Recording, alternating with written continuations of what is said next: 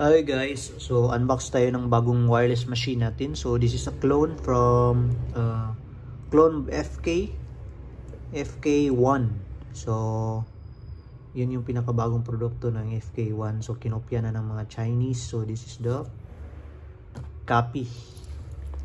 So the difference is that wala siyang display. Walang display. So inside the box, we have the machine itself, charging cord, and some O-rings. Maraming O-rings na free. Tapos isang extra battery at RCA adapter para pwede mo siyang gamitin sa ordinaryong power supply with RCA cord. So, turn on natin. So, madali lang siya ngayon. So, dahil wala siyang display, yung voltage po niya is color coding. I mean, depende sa kulay ng kanyang ilaw. Ayan. So, pag white, that is 5 volts.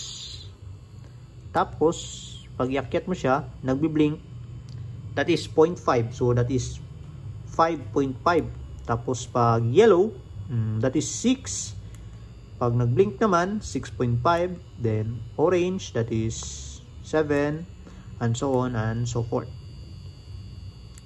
So, ito po yung 5, 6, 7, 8. 8 po ng red. So, malakas na po yung 8 volts nito. Na-try ko. Malakas ang 8 volts. Try natin sa needle.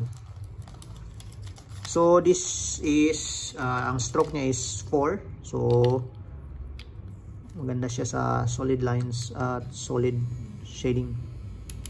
So as usual, meron din siyang ball bearing sa kanyang grip. So ririnig nyo pag you adjust the grip on the needle. So yun po. Then dahil wala siyang display compare dun sa ating Fluxmax na clone, we will expect na mas matagal siyang malobat dahil yung display po is kumakain ng battery. So expect natin na matagal malobat dahil wala siyang display. So we will test this on long hours tattoo session. So that is for the unboxing. So I think that's all for today. Gagawa tayo ng another video pag matry na natin ang machine to. Thank you.